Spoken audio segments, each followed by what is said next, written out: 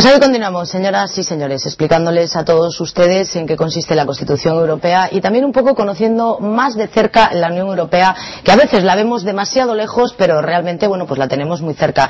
Este es un tema que vamos a entrar ahora a hablar, pues, de cómo está estructurada la Constitución Europea, pero a mí antes me gustaría que me comentarais un poco si realmente el ciudadano tiene una imagen muy lejos de la Unión Europea. Es como algo que a ellos no les toca. Efectivamente puede darse ese caso de que inconscientemente se sienta que la Unión Europea puede influir, pero que no se sepa en concreto a través de qué mecanismos.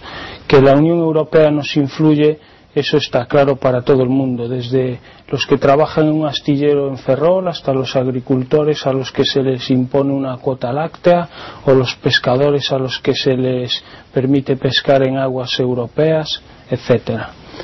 Pero efectivamente existe un gran desconocimiento en cuanto a los mecanismos a través de los cuales la Unión Europea les influye en sus vidas. Cosca, como secretario general del Partido Popular, estas pasadas elecciones europeas, ¿cómo visteis la ciudadanía? ¿Cada vez van entendiendo más la Unión Europea? ¿Cada vez la van sintiendo más cerca? ¿O todavía es mucho el trabajo que tenéis que hacer, en este caso los partidos políticos, aparte de que los medios de comunicación y demás os ayudemos a que les llegue a la gente, pero todavía queda mucho trabajo por delante? Queda mucho camino por recorrer. Los datos de las encuestas son taxativos. Una encuesta muy reciente de algún medio de comunicación decía que el 80% de los ciudadanos están a favor de la Constitución, pero cuando se les preguntaba qué objetivos se recogen en esa Constitución Europea, solo el 1% de los ciudadanos españoles sabía contestar.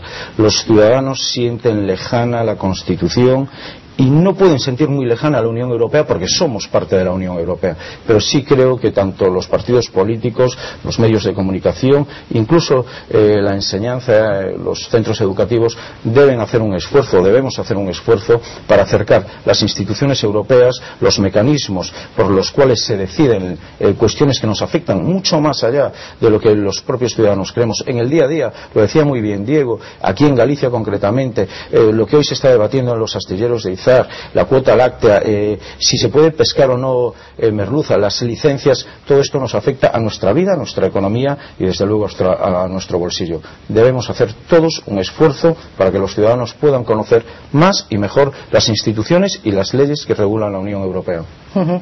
Algo importante que va a salir el tema y que creo que fundamentalmente debemos de aclarar para que la gente no se nos pierda en el tema, Fran, es los órganos fundamentales en la Unión Europea, por así decirlo, los más importantes que la gente debe tener claros. Bien, básicamente los órganos más importantes son el Consejo, la Comisión y el Parlamento Europeo. Quizás el mayor problema se encuentre con el Consejo, porque existen tres consejos. Tenemos el Consejo de Europa, el Consejo de la Unión Europea y el Consejo Europeo. Entonces, básicamente, para que sea muy sencillito y así todo el mundo lo pueda entender, el Consejo Europeo es el que está formado por los jefes de Estado y Gobierno de los Estados miembros, y su función principal es la de impulsar y de orientar las políticas tanto económicas y sociales de la Unión Europea. El Consejo de la Unión Europea, que con la nueva Constitución Europea pasará a denominarse coloquialmente Consejo de Ministros, pues va a estar formado por representantes de los Estados miembros con rango ministerial, y estos son los que sí ya van a aprobar las leyes comunitarias, se encargan de los temas de los presupuestos económicos de la Unión Europea, tienen la facultad para poder cerrar acuerdos entre la Unión Europea y otros estados, o entre la Unión Europea y organizaciones internacionales, y esas básicamente las funciones más importantes. Y luego está el Consejo de Europa, pues que el Consejo de Europa es un órgano o una institución totalmente independiente de la Unión Europea y que se encarga básicamente de potenciar la educación, la cultura y sobre todo los derechos fundamentales. Entonces, ¿qué novedades tenemos en esta Constitución que no conozcamos, que para nosotros nos puedan quedar un poco lejos? Para nosotros, siempre digo, bueno, hablo desde el punto de vista de los ciudadanos, ¿no? Que nos puedan quedar un poco lejos y que sean importantes, que tengamos claros y que sepamos. La Constitución Europea es la culminación de un proceso de décadas de constitucionalización de los tratados, es decir, convertir un tratado internacional en una Constitución que tiene por tanto dos características fundamentales. Es parte del ordenamiento jurídico, es decir, tiene una aplicabilidad directa sobre los ciudadanos y al mismo tiempo tiene un carácter supremo sobre el resto del ordenamiento jurídico, es decir, el derecho europeo y en especial la Constitución europea va a primar sobre las constituciones nacionales y sobre cualquier norma nacional. Estas dos características de efecto directo y supremacía son las que caracterizan una constitución. Se han venido estableciendo a lo largo de los años con diversas sentencias del Tribunal Europeo de Justicia. Por ejemplo, una sentencia de una empresa de transportes holandesa contra el gobierno de Holanda porque le establecían un arancel que antes no existía y eso iba en contra de los tratados.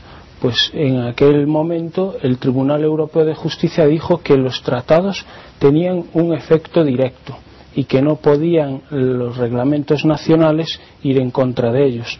Lo mismo ocurrió con otra sentencia famosa del año 64 de Costa contra Enel, la empresa de electricidad italiana. Ahí el Tribunal Europeo de Justicia estableció el principio de primacía del derecho comunitario sobre el nacional.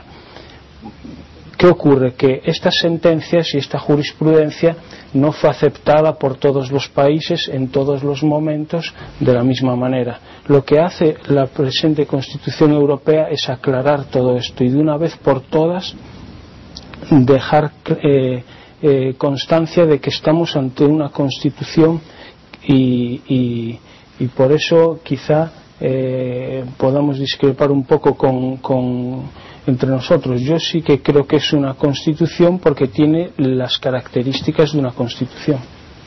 Sí, yo estoy básicamente de acuerdo, pero para que los espectadores nos entiendan, por primera vez desde la época de Roma vamos a tener una norma única que nos va a regular. Y por primera vez también desde la época de Roma vamos a tener una moneda única, o tenemos ya una moneda única. Y esto es muy significativo, es decir, han tenido que pasar cerca de 2000 años para que los europeos, 450 millones de ciudadanos europeos, nos regulemos básicamente por una norma. Es decir, las fronteras han desaparecido no solo porque hay normas que han hecho que desapareciesen, sino porque el siglo XXI, estos procesos de globalización hacen ya e imposibilitan que existan las fronteras. Los medios de comunicación trascienden hoy esas fronteras y por lo tanto era necesario para la tranquilidad de Europa después de un siglo XX bastante convulso. No voy a recordar aquí los acontecimientos bélicos del siglo XX, pero sí ahora, a los inicios del siglo XXI, nos dotamos de normas, de leyes que nos van a permitir convivir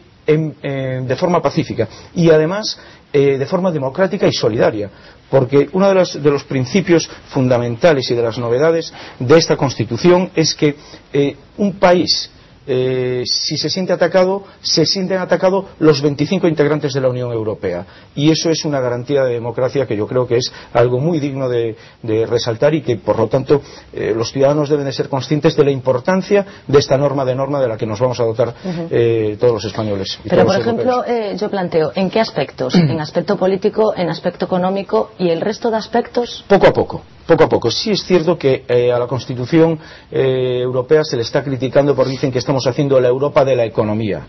Yo creo que los procesos legislativos y los procesos constitucionales son muy largos. Hoy todavía la Constitución es un organismo vivo. Lo vemos también en la Constitución americana, que fue promovida hace 200 años y continuamente se han introducido a lo largo de su historia enmiendas para mejorarla. Creo que el proceso que hemos iniciado es un proceso que nadie lo va a parar. Sí tiene defectos, sí hay cosas todavía por corregir, los derechos todavía no son iguales en toda la Unión Europea, las distancias económicas son muy importantes, pero yo creo que hemos empezado el camino y ese camino es irreversible hacia la construcción de una Europa democrática, solidaria y con una única voz en el mundo.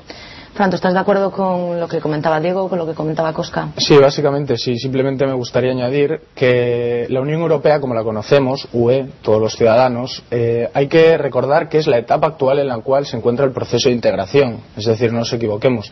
Lo que sí que tiene de bueno la Constitución Europea, y en eso estoy de acuerdo tanto con Diego como con Cosca, es que por primera vez en su conjunto todos los 25 Estados miembros van a tener personalidad jurídica propia, es decir, van a poder concluir tratados internacionales que hasta ese momento, como ya he dicho anteriormente, solo podía llevarlo a cabo el Consejo de la Unión Europea.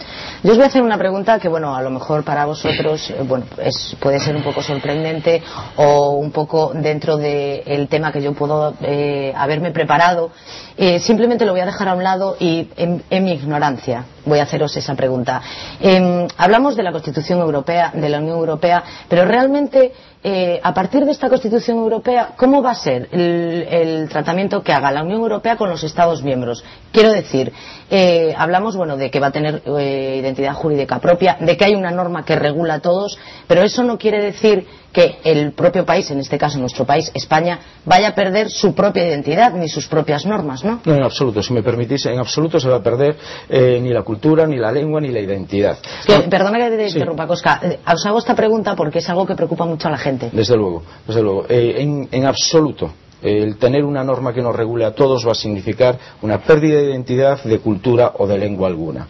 Lo que sí es cierto es que esta Constitución hay competencias que van a ser exclusivas de la Unión Europea, es decir, vamos a tener una única voz en política exterior, que falta nos hace, por cierto, pero también la Constitución española y la Constitución europea reserva ciertas competencias que son compartidas o exclusivas del país. Por lo tanto, la Unión Europea deberá crecer, hacernos más grandes, más poderosos económica, social y políticamente, no significa que vayamos a perder nuestra identidad. Es más, desde el Partido Popular, al que yo represento, estamos insistiendo en que integrarse en la Unión Europea es una garantía para respetar nuestra propia identidad. Pues vamos a hacer aquí otra pausa para la publicidad, vamos a continuar, pero en este aspecto, en esta parte del programa, ya queremos realmente conocer, pues cómo nos afecta a nosotros, a todos los españoles, el que se ratifique aquí en España esa Constitución Europea, ese referéndum del que tanto tiempo llevamos oyendo hablar. Pues hacemos la pausa y de todo ello hablamos a continuación.